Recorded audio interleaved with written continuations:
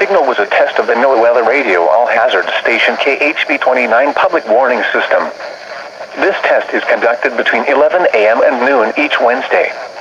If there is a risk of severe weather, the test will be postponed to the next good weather day.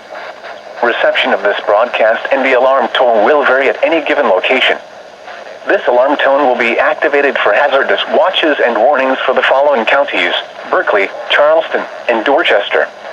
It will also be activated for tornado, severe thunderstorm, and flash flood warnings only for the counties of Clarendon, Georgetown, Orangeburg, and Williamsburg. This concludes the weekly test of the NOAA Weather Radio All-Hazard Station KHB29 by the National Weather Service Office in Charleston, South Carolina.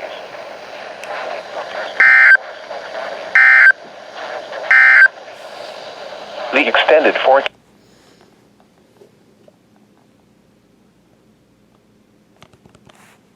Highs in the upper weather radio listening area.